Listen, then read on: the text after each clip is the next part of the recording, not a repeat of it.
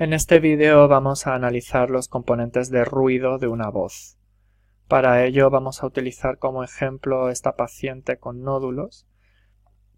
Y lo primero que tengo que hacer es activar en el menú Pulsos esta opción de mostrar los pulsos. A continuación voy a seleccionar el intervalo sobre el cual quiero realizar el análisis. En este caso voy a tomar la totalidad de este audio. Y me vengo aquí otra vez al menú Pulsos y le pido el informe de voz, el Voice Report. Y entonces me aparece esta ventana. Normalmente nos vamos a fijar en 4 datos de toda esta información que aparece. El primer dato de interés es el número de ciclos que se ha ensordecido. ¿Vale? Aquí veo que tengo 35 ciclos sobre un total de 563 que se ha ensordecido. Lo normal en una voz sana es que no haya ningún ciclo ensordecido, por lo tanto cualquier cosa por encima de 0 en principio puede ser síntoma de una patología. A continuación me fijo en el jitter. Tanto para el jitter como para el shimmer, que veremos después, elegimos la primera de las opciones, la que se calcula de manera local. El jitter consiste en las pequeñas fluctuaciones de frecuencia que hay de un ciclo a otro. Normalmente concebimos la vibración de los pliegues vocales como un evento esencialmente periódico, ¿no? De hecho, esa es la gracia de la fonación frente a otros tipos de fuente de sonido. Pero si medimos el periodo de cada ciclo, realmente no todos duran exactamente lo mismo, aparte que por supuesto a lo largo de un enunciado puede haber variaciones normales porque puedo querer subir la entonación o lo que sea, pero si miro ciclos que estén juntos uno a otro, si duraran exactamente lo mismo sonaría una voz muy metálica, robótica. Lo normal en la voz natural humana es que siempre haya alguna pequeña fluctuación, que no sea exactamente la misma frecuencia fundamental de un ciclo al siguiente. Ahora bien, a partir de un determinado porcentaje de variación, entonces ya sí se puede considerar que a lo mejor esa voz puede presentar algún tipo de patología. Normalmente se establece el umbral de la patología en torno al 1%. Por lo tanto, en este caso, pues el valor del jitter estaría dentro de lo normal. Hay voces también dentro de la esfera de lo crepitante que pueden presentar pues más jitter de lo normal. Aunque no es algo necesario para ser crepitante, pero sí que suele ser habitual. Pero como digo, bueno, pues normalmente a partir del 1% sí que podríamos estar hablando quizá ya de algo más patológico. A continuación vamos a ver el shimmer. Si el jitter son las fluctuaciones de frecuencia fundamental de un ciclo al siguiente, el shimmer son las fluctuaciones en cuanto a la amplitud de los ciclos. Y en este caso sí que es habitual, como en el ejemplo que tenemos ahora de una voz con nódulos, tener bastante shimmer.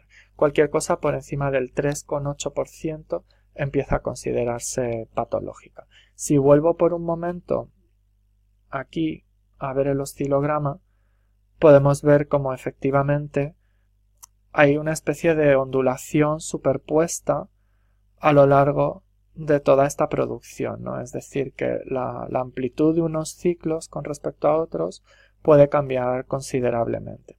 Esto es un fenómeno que se conoce también como amplitud modulada y de alguna manera introduce una frecuencia más baja todavía que la propia frecuencia fundamental, que sería como ese patrón, ¿no? Esa onda superpuesta, ¿no? Que son esas fluctuaciones de amplitud a lo largo de la emisión. Entonces, bueno, pues en este caso efectivamente, como digo, esto es una propiedad bastante habitual de las voces con nódulos, ¿no? Porque, bueno, pues hay realmente un impedimento mecánico cuando se juntan los pliegues vocales, pues tiene una protuberancia que hace que no vayan perfectamente acompasados, ¿no? Y que cuando se juntan los pliegues, pues uno pueda seguir un un patrón de vibración ligeramente distinto al otro y solo al cabo de varias veces pueden volver a coordinarse y estar juntándose y oscilando exactamente al mismo tiempo, y en esos casos pues lógicamente se gana amplitud. Otra característica de las voces con nódulos es que esas fluctuaciones de shimmer suelen ser más acusadas justo en el inicio de una producción y en cambio empiezan a estabilizarse algo más cuando digamos que la voz ya ha calentado un poco, ¿no? Entonces, si ahora, por ejemplo, vuelvo a hacer el cálculo solamente sobre un fragmento del inicio de esta emisión y vuelvo a calcular el informe de voz, puedo ver que tengo un shimmer de 11,86%, mientras que si selecciono, por ejemplo, pues esta parte de aquí y hago el cálculo, pues ahora nada más que tengo un 4,96% de shimmer. En cualquier caso, esto sigue estando por encima del 3,8%, que como digo, es lo que se suele considerar el umbral de la patología. Por último, el cuarto parámetro en el que me voy a fijar es este de aquí, el Noise to Harmonics Ratio, es decir, la proporción de ruido con respecto a los armónicos. En toda voz siempre hay una parte periódica que es la que procede de esa vibración cíclica de los pliegues vocales, pero también hay un componente de ruido.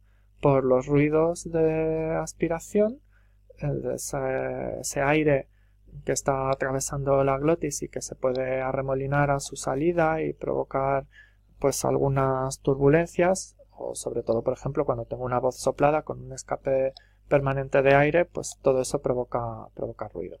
Y por otro lado también el ruido de la perturbación. Entonces tengo esos dos tipos de ruido, el ruido de la aspiración y el ruido de la perturbación. Y en el caso de la perturbación se refiere precisamente al jitter y al shimmer. Por lo tanto, cuando yo tengo más shimmer, por ejemplo, pues voy a tener más ruidos globales analizados aquí como proporción de ruido con respecto a la parte armónica. Esto es una proporción, ¿de acuerdo? O sea que el mínimo es 0, el máximo es 1.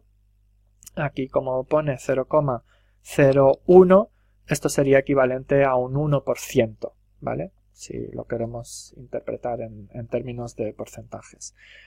Un 1% es algo más o menos como el límite, ¿no? A partir del 1% de ruido y un 99% de parte armónica se empieza a considerar ya patológico. Aquí de hecho es un poquito más del 1%, ¿no? Es el 1,20, digamos. Pero si vuelvo a hacer el cálculo sobre esta primera parte que tenía todavía más shimmer, pues vamos a ver cómo efectivamente la proporción del ruido ha aumentado considerablemente. Ahora tengo un 8,5%, ¿de acuerdo? De ruido sobre la parte armónica. Este parámetro del Noise to Harmonics Ratio, o el NHR en su abreviatura, es uno de los parámetros más importantes para caracterizar la cualidad de una voz.